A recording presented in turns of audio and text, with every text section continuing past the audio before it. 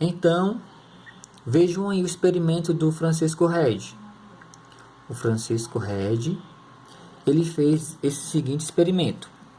Ele pegou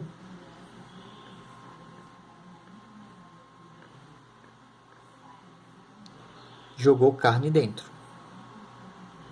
Essa carne que ele jogou aqui dentro desse frasco, ele deixou aberto. Esse outro frasco que ele colocou a carne, ele tampou.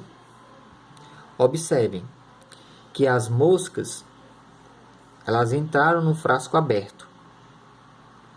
Ao entrar no frasco aberto, as moscas foram até a carne, ingeriram um pouco da carne e colocaram seus ovos. Com o tempo, começou a ter algumas larvas, e essas larvas surgiram através das moscas. Aqui, já nesse recipiente fechado, esse frasco fechado, as moscas não conseguiram entrar.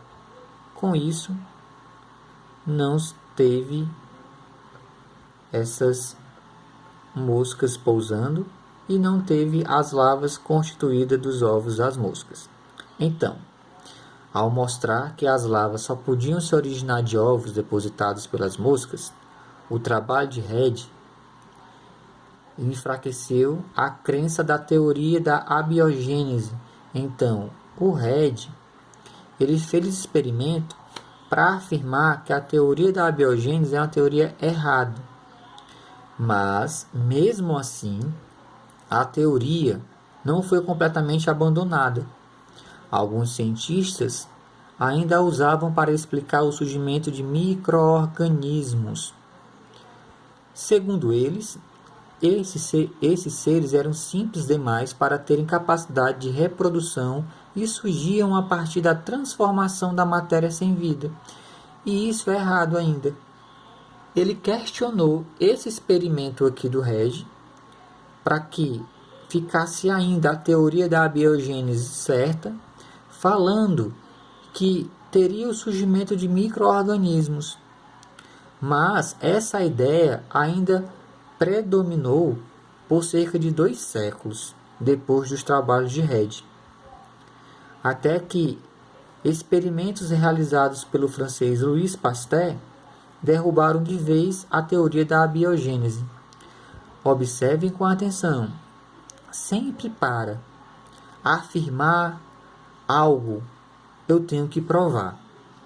Então, os cientistas, eles fazem todo tipo de experimentos para que ele possa provar que aquela abiogênese, aquela teoria da abiogênese estava errada. Então, para eu comprovar, eu tenho que produzir um experimento, que é o que o Louis Pasteur fez. Então, Louis Pasteur fez o seguinte. Olha aí como ele foi inteligente. Ele pegou um vidro. Esse vidro, ele tem um gargalo. Esse gargalo, ele deixou comprido. Então, ele pegou esse vidro, jogou aqui um caldo nutritivo, que é aqueles caldos de carne. Colocou aqui um caldo de carne nutritivo dentro desse vidro. Ele fez com que a parte do pescoço do vidro aquecesse e ele puxou para fazer tipo um pescoço de cisne. Ele fez isso aqui no gargalo, curvou o gargalo para que não entrasse os micro-organismos, porque ele queria provar que permitia a entrada de ar e impedia a entrada de micro-organismos, certo? Com isso, ele fez isso com o gargalo do vidro, até ficar dessa forma aqui, ó. E ele começou a aquecer esse caldo nutritivo. Com isso, o que ele percebeu? O caldo estava sendo fervido até ficar esterilizado. Com isso, ele foi e quebrou a parte aqui, ó. Depois de muito tempo, nenhum micro-organismo entrou. Aí o que ele fez? Eu vou quebrar. Pá. Assim que ele quebrou isso aqui, o caldo se encontrava com o micro-organismo em pouco tempo. Ou seja, o micro-organismo ele vem do ar, e esse ar ele tem ser vivos, minúsculos, pequenos, que são as bactérias, os protozoários e os vírus, que mais à frente eles descobriram.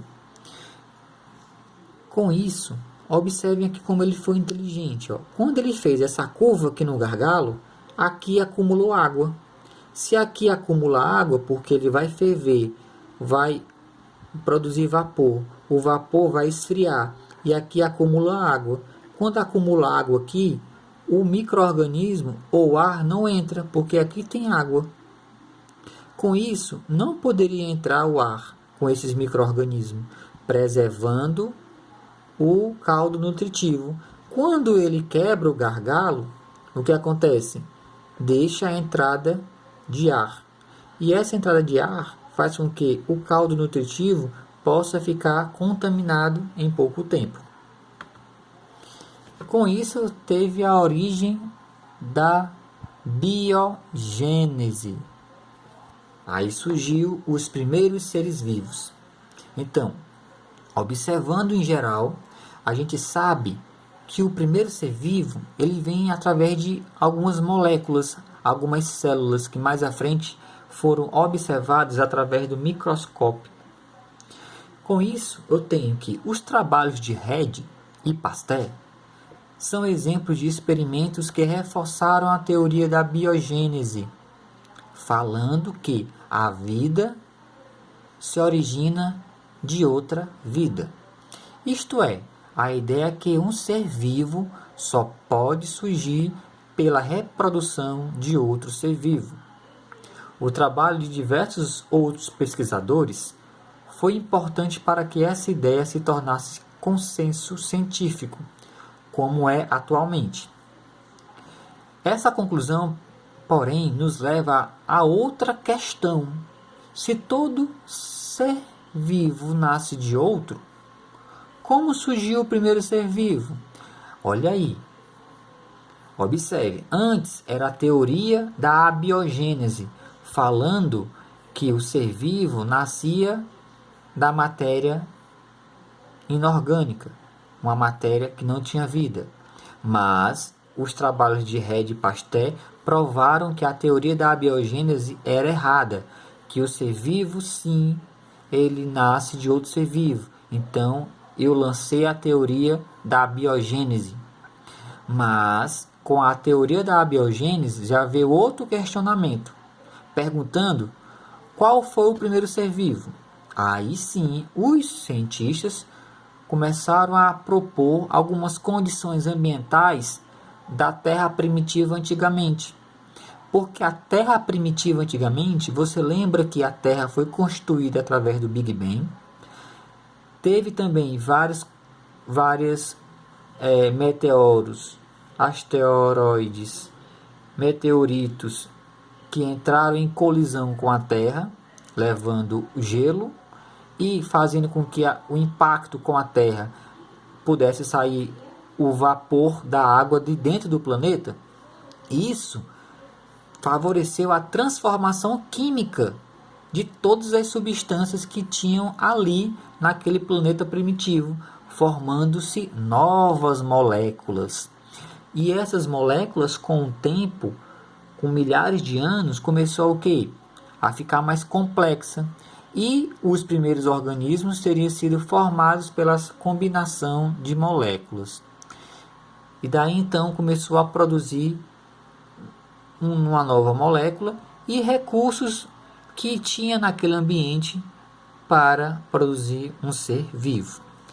Vamos agora para o próximo vídeo.